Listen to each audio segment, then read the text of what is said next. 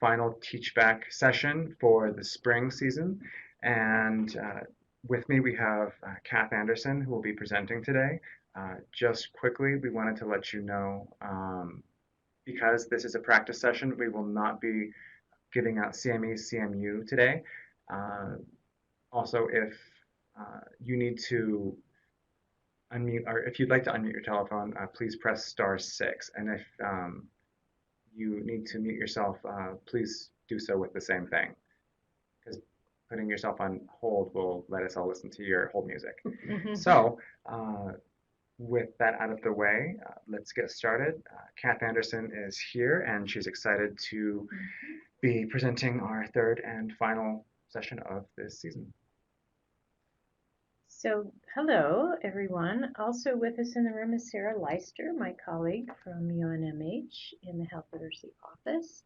And I'd really like to begin by having those of you who are online introduce yourself either via phone, which would be just wonderful, since there's so few of us today.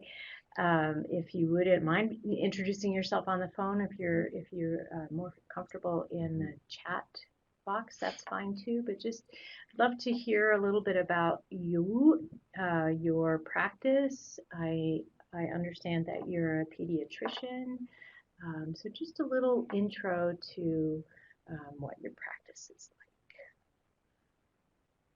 like. Phone number. We'll get that on. We'll get you a phone number. And if you're on your computer, you can also share your audio. So that's a possibility as well.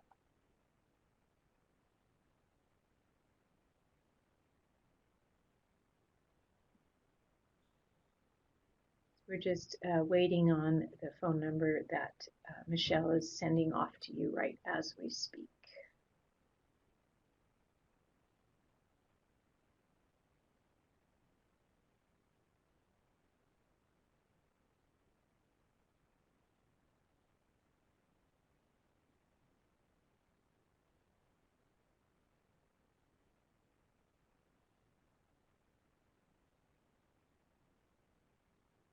So, and I understand that you'll need to leave early today, so we will keep that in mind as we move through the session.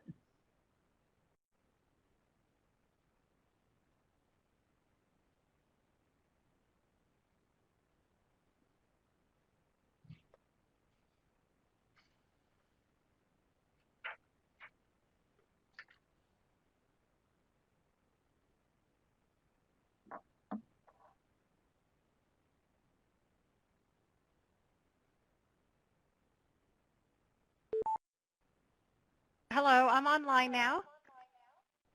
Hi. Hi, thank you for joining us by phone. That's exciting. And I understand that you need to leave at 12:30 today, so that we'll keep that in mind. So I wonder if you would just give us a little information about your practice and where you work and who your clients mainly are, a few things like that. That would be really useful. Sure. I am a pediatrician. I'm a general pediatrician with ABQ Health Partners Pediatrics in Rio Rancho. And hello? And I generally just provide general pediatric services to patients in this community. So it's just the bread and butter pediatrics, sore throat, RSV, ear infection, wellness check, adolescent services. So. Okay. All the good stuff. Okay, great. And would you do me the favor of telling me how I should pronounce your name? Oh, yes, Powita. Powita. Okay, great. Thank you so much, Powita. And were you at the previous sessions? Did you attend? Yes, I have been to.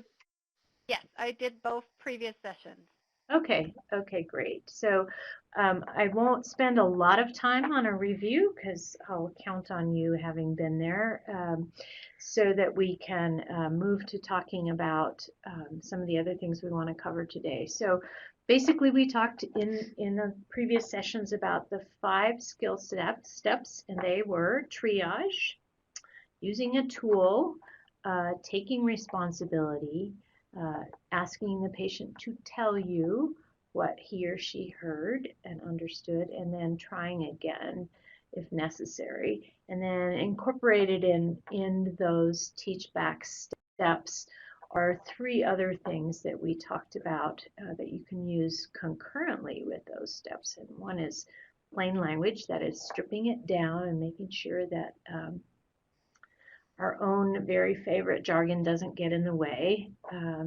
And then taking turns or mixing it up, that is making sure that the time that you're talking doesn't go on and on and on, and that there's an interchange between you and the patient. So mixing it up between you and the patients. And then finally, using examples and working to put the information in a context that might be familiar to the patient, so bringing it home. So those were the strategies that we talked about the last time. And what I'm hoping to do today is to really talk to you about how it's going for you. Have you had a chance to try the Teach Back strategy? How did it go in real life? Again, I'm here in the world outside of patient contact, and you're there in the real world with patients. So we'd love to hear from you how it went, if you tried it, how did that go? Did you have a chance to try Teach Back? Yes, I've tried it since the first session, so it's been at least a month or more that I've been trying it on certain situations. Mainly, I started with chronic illness care like asthma or even allergic rhinitis, making sure that they understand they have to take their medication on a daily basis, about, your scenario with Brandon about preventative medication versus rescue medication. So I try those type of diagnoses first, and then most recently I've done some more acute illnesses as well, and especially with RSV season and bronchiolitis with the little babies, so that the parents know what they can do at home, what red flags they should look for when they need to come back, and when they need to go to the ER. So it has been really informative as to how much they really understand what I say. I tend to talk a little fast, as you've probably noticed right now, and I think that really did not come across well. So I had to relearn even how I gave information to patients. Very interesting. Yeah. So one of the things that became apparent right away was the need to slow down a little bit. Yes, absolutely. And luckily, for asthma, we have a lot of tools that we can use here in the office, including demonstration inhalers. Wonderful. We did the ALA initiative for enhancing asthma care with Envision Quality QI. So we had a lot of teaching tools that we can use. So that I found really helpful. And, and I really kind of just drill it down to, do you know the difference between preventative medication and rescue medication? Really, that's what I just try to focus on more than anything. So it sounds like you really did use that first step of triaging and really honing down a focus for the Teach Back. Did you notice whether or not you were using the other tools as you went along, or were there specific parts that you thought about afterwards and thought, oh, I forgot to do that, or were there things that were easier to do? How did you adapt them? That's the question. Right. So the what is it? The chunk and check I found to be really helpful, especially on acute illness like RSV, where I want to make sure they know what they're going to do for this baby when they get home. Yes. And I made sure they understood that. And then the next step would be, what would make you think that you need to bring your baby back? Those are things that I really make sure, because those are the two most important things for this baby to survive RSV. So, so I thought checking and checking was really important. So really good. Yeah. Okay, good. Yeah. Good. Great. And what I found was that they were so receptive. I mean, first I thought, Uh-huh. wow, the patients are going to respond by saying, gosh, this doctor thinks I'm dumb. I don't get it. But when you say, Uh-huh. I want to make sure that I explain to you your care plan, I explain to you well enough that you understand what Uh-huh. I Uh-huh. said and take the responsibility on me if I Right. explain it correctly, not on them. That Uh-huh. really gave them a chance to speak up, in a non-judgmental way. So it That's was really good. great. Yeah, that's good. So Yeah. did you think this is you noticed a difference between not doing that and doing it in terms of patients responding better or Absolutely. I feel yeah. after the visit, I feel more connected with them. And Uh-huh. on a personal level, I feel more fulfilled in my practice in medicine. Oh, So, yeah, great. wonderful, wonderful. That's exactly what I hope to hear. So that's really wonderful. And I'm also my next question was going to be how did your patients react? Did you encounter any patients who felt uncomfortable or if you did, what happened in those situations? Um, for the most part, once I used taking turns and interchangeability using, chunk and check, I think that was my favorite tool to use.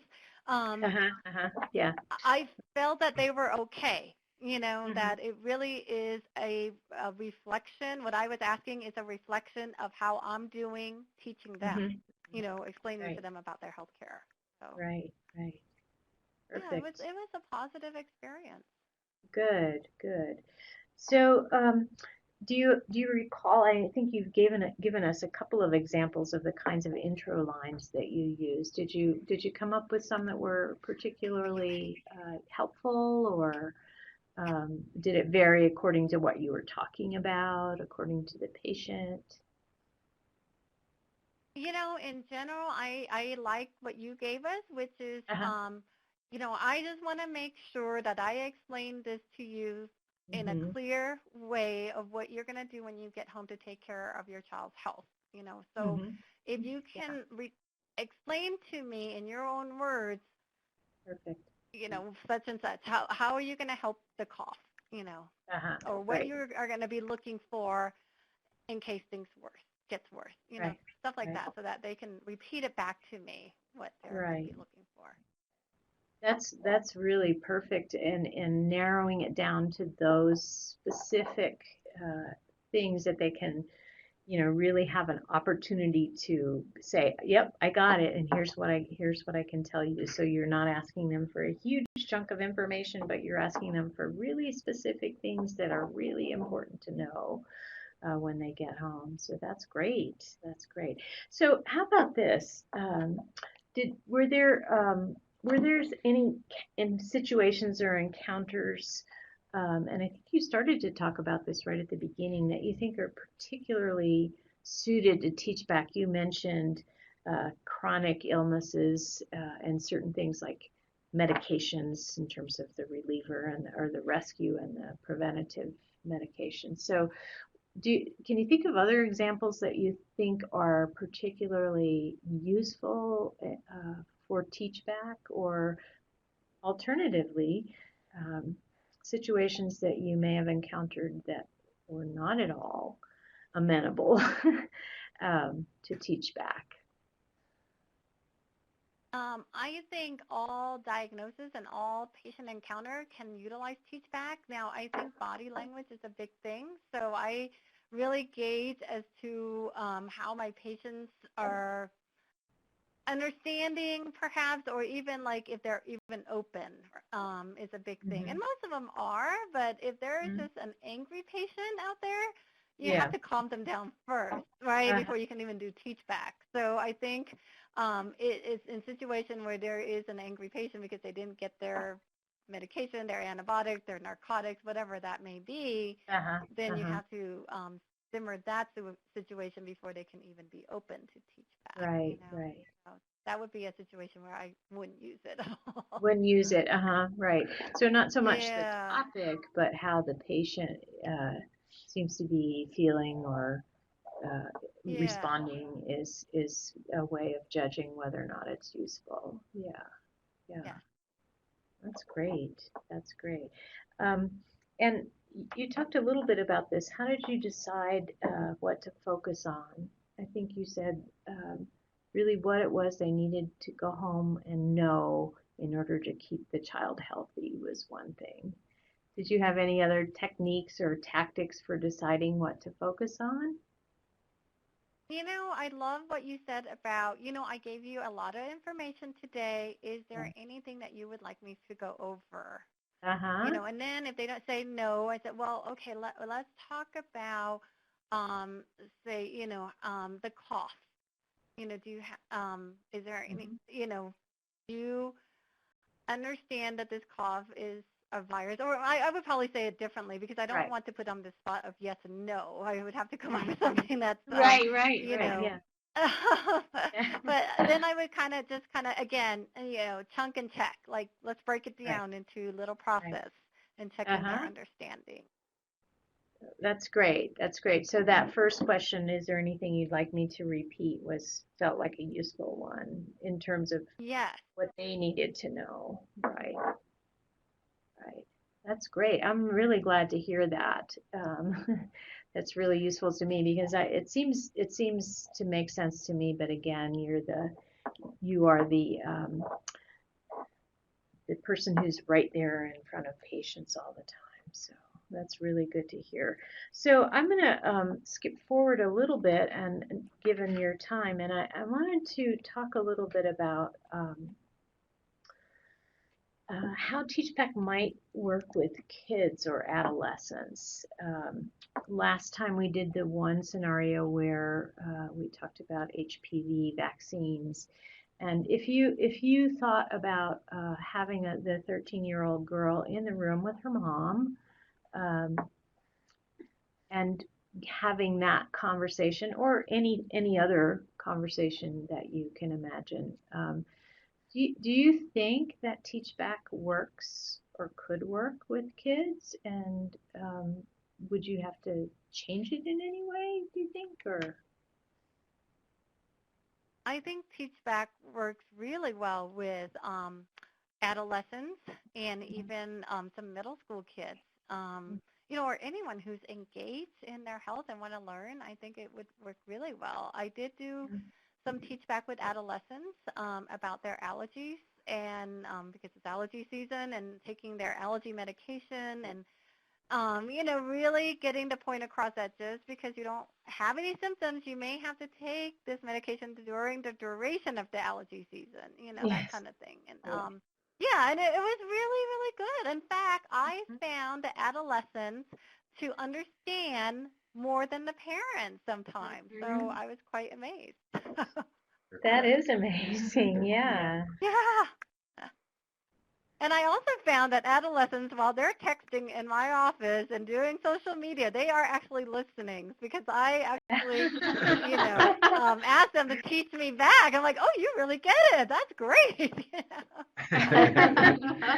They're able to multitask, right? Listen and text at the Yeah. same time. Well, that's great because, then that's exactly the situation where you have confirmation that they did hear and understood in spite of the fact that they were on their cell phone. So that's really good. That's really great.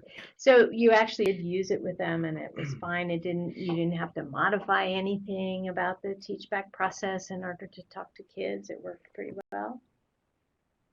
It worked really well. I think, stripping it down using plain language is really important. So Yeah. instead of saying inflammation in your nose, I say, your nose is really swollen and you have a lot Yeah. of mucus and it's really Yes. stuffy, Yeah. So instead of saying Exactly. inflammation and, so, Uh-huh, exactly. so Yeah. yeah, they get that it's swollen. They can't breathe. So they get Right. that. Right. In fact, I need teach back on that little reminder that I need to take it all the time. Yes, good, great. So let's just, I know we have just a few minutes left of your time. So did you encounter any barriers to doing teach back? Were there any things that you mentioned one, an angry patient, patients who are really Yeah. upset, probably you can't do teach back with them. But did you find any other barriers to teach back? I didn't find barriers interacting with the patient. I think it's just my own barrier in changing how I practice. That's Right. it's just, Right. again, it's a different way to practice Right. for a physician anyway, and so just getting used to the concept and putting it in practice, I think, is the Okay. big barrier. Great. I didn't find that the time was any different Good. at all between, seeing a patient, regularly versus teach back. Because again, if you break it down into Mm-hmm. that chunk and check, you can go pretty fast. You'll be surprised at That's how right. much they already understand, so yeah. Mm-hmm. That's exactly right. I think that is what makes that whole process efficient. Is if you don't have a huge chunk of information and then you do teach back, then it gets really jumbled and difficult. But that's really good to hear reinforce that that piece of it is one of the things that makes it easy to do and efficient. So that's really good. I've heard from other practitioners who have worked on incorporating this new practice into their old practices, sometimes just forgetting it is a barrier. You Mhm. just forget to do it because it's not part of what you do yet. Not feeling comfortable, it doesn't sound like that was a barrier for you at all. It sounds like you were really comfortable doing that, which is wonderful. Um, Worrying that your patients won't like it, and I was so pleased to hear you say that your patients seem to really like it. Um, is there anything more that you might expand on in that regard, Poeta? Or Uh, and I don't know if they like it or not, but it was always a uh-huh. positive interaction at Uh-huh. the Uh-huh. end. So I don't know. They didn't come I right felt out and good say about it. it. Uh-huh. Uh-huh. Well, that's really important. I think that makes a big difference too. So, and did you have any opportunities or do you use interpreters in your practice? Because this is one thing providers say to me often. I just can't do this with an interpreter. Yeah, I would imagine that would be hard. I didn't have, Uh-huh. we have a provider who sees our Spanish-speaking Uh-huh. patients, so I Hmm. didn't get a Hmm. chance to Didn't use have to it use yet. an interpreter. Yeah. Hmm. Right. And how about using plain language? Is it hard to remember to do that? Yes, Yeah. absolutely. That is Yeah. very difficult. Yes, Uh-huh. yes. Uh-huh. Yeah. But the good thing is you learn back if your patient says back to you and stumbles over a word that you use, then you know that's one that you might need to change. So it's that instant feedback that's really Yes. helpful. And this is partly what you talked about already. It takes skill and practice, and I don't have any practice doing it or time to practice. So incorporating that, embedding it in your set of skills that you already have. And then the biggest one I hear from most people is it will take too much time. So I'm delighted to hear that for you it didn't seem to take longer because, in fact, that has been proven in several studies. That not initially, and I'll get some examples in a minute, not initially, but after practice, it's really efficient. So I had the opportunity to talk to interpreters and shadow interpreters at UNMH, and in fact, I think the answer to this question is that it's really not harder to do teach back with an interpreter. It's harder overall to have three people and an exchange that has to go through two people. Um, so generally speaking, it's maybe more difficult to use an interpreter. But if you say, I want to make sure that I've done a good job of explaining, then all the practice of interpreters is that that's what they will say to the patient. So it's like any other interaction um, with patients and interpreters. So there's nothing intrinsically more difficult about doing teach back Yeah. with an interpreter. If I could just pause for a second. Welcome, Dr. Reynolds. I see that you got on. I wanted to just make sure that you knew that since we're practicing today, you can jump in on the conversation whenever you like. And the phone number is down bottom. I think you can see it. Kevin Merling just sent that number a little bit ago. So if you can't do audio on your computer, you could call in using that as well. Just make sure that you mute the volume on your computer if you decide to use your phone at the same time. Welcome. I'm glad you're here. So in terms of time, I don't have time to do Teach Back. We have several studies. One of the sort of standards is the study that happened at San Francisco General Hospital clinics, which it does serve ethnically diverse and low-income patients. And they determined at the end of the study that visits which included assessing patient comprehension did not take any longer. I will say, though, that one of my colleagues spoke with Dean Schilling, who's the author of the study, and he said, well, really, that was true after we became efficient at it. In other words, after we had some practice using it. So it's not immediately efficient. Maybe it takes a little bit longer immediately, or in the short run, but over the long run it doesn't. So it sounds like, is it Dr. Reynolds has joined us? Yes. Phone? Sorry for the delay. Yeah, No, not a problem. We're glad to hear you. Yes, we're glad to hear you. What we've been doing today is talking about what you've experienced in actually putting Teach Back into practice if you have had an opportunity to do that. So maybe we'll backtrack a little bit as soon as we go through the next couple of slides, and we'd love to hear from you about what your experience has been. So here's more of that data from the One Carolina Healthcare System with the pediatric residents, and we saw this one before, that the amount of time that you need to use repeat Teach Back, which is where the extra minutes come in when you have to explain it all over again, went down significantly, which is just wonderful. And then the other statistic from that study shows that the amount of time that it took to use Teach Back also went down as the progress went on. As you did more and more patients, you got more and more efficient at it. So you can see there were some outliers that took a really long time, 40 minutes or more, and that was a patient from Mongolia. And probably half the time it took was to get an interpreter for somebody from Mongolia. But in general, the more you do it, the more efficient it becomes. So that's one of the good things to think about in terms of barriers. So the length of the visit time decreased, not increased. Improved communication and improved proficiency occurred over time. So you got better at it, which makes it more efficient. And then Pawita was talking earlier that patients seem to be really satisfied with the visit, and maybe more importantly, that you seem to be satisfied with the visit, and patients appreciated the opportunity for clarification. So in that sense, it's also effective. So let's, I know, Pawita, you are probably on your way out the door, and I so appreciate your input and feedback. It was wonderful to talk to you.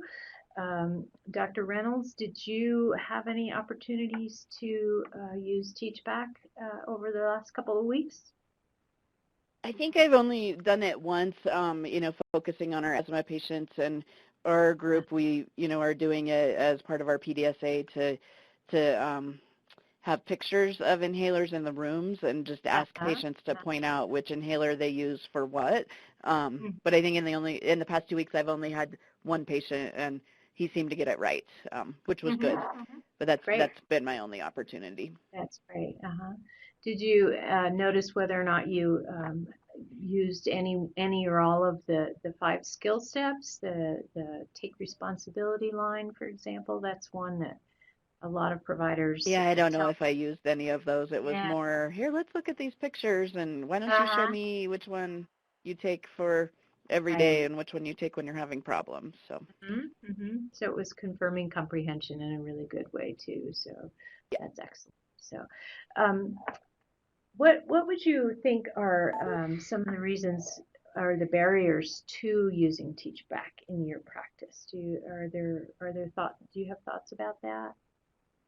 Yeah, and I came in right when you were going over that slide. I think for us, we have a lot of things to discuss, like if it's Yeah. a checkup visit and an asthma visit, there are just so many things to discuss, and so the time thing is probably Right.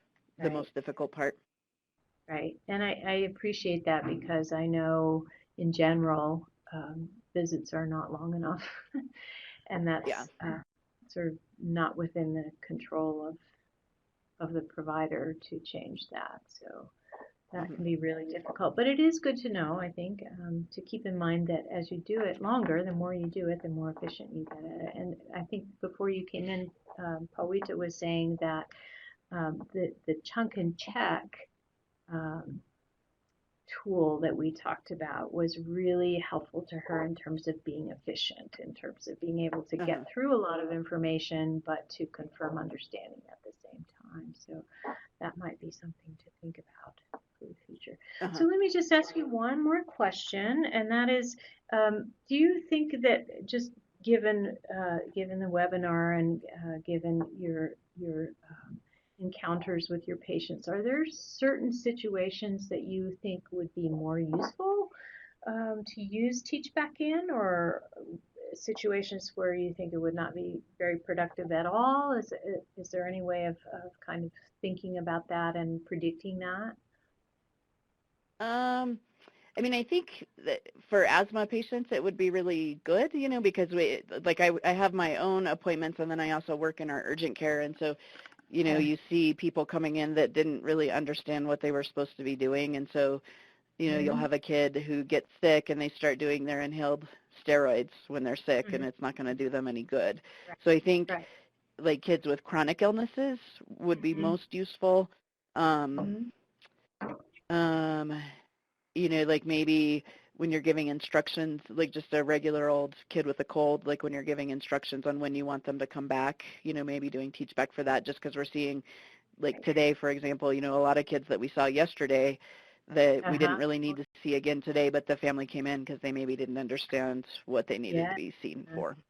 Exactly. I mean, that's a really great example of focusing in on one piece of information, really not a bunch, but just one piece of information that you want to make sure that sticks with the patient, and that whole concept of repetition, of getting the patient to say it aloud and giving them that second opportunity to rehearse that information is a good way of making it stick.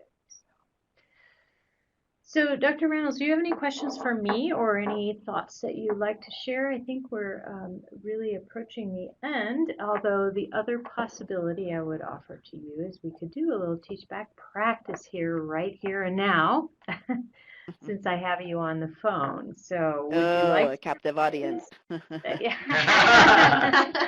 We can certainly do that. I can be the patient, you can be the provider, and you can have an opportunity to practice. That's something you're interested in? No, not really, just because I haven't had lunch yet. So. Okay. And sorry, I missed your second webinar because of clinic responsibilities. Like this, Sure. Things are not going as I intend them to. But I understand completely. So yeah, it's been a while since since I've gone over this stuff because I only attended the first one. So. That's just fine. I certainly don't want to put you on the spot, so that is absolutely fine. And how about questions for me? Do you have any other questions you'd like to ask, or are we covered the base? I don't think so. I think I'll go through the second webinar because I think Brandon sent that to us, and then I'll go through the parts of this one that I missed. Yeah, but I mean I think it's a good tool to use, and that we, as providers just need to change kind of the way we do things, because ultimately it's going to be better in the long run. Like if you take the time to really make sure that your patients are understanding what you want them to do rather than just rattling it off and hoping that they catch it, it doesn't always work that way. So that's right. It's just hard to make change. It is, and it's hard to do it without the opportunity to practice. And so one little tip I might give you is if you have a colleague who is doing it at the same time, then that's helpful.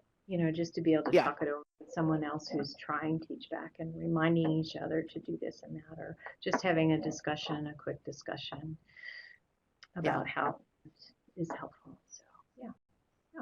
Great. Well, thank you so much, Dr. Rounds, for joining us. And No problem. Thank you. look forward to hearing how Teach Back goes. I think that my contact information is probably on the handout, as I remember. So it's on the website as well. Okay, good.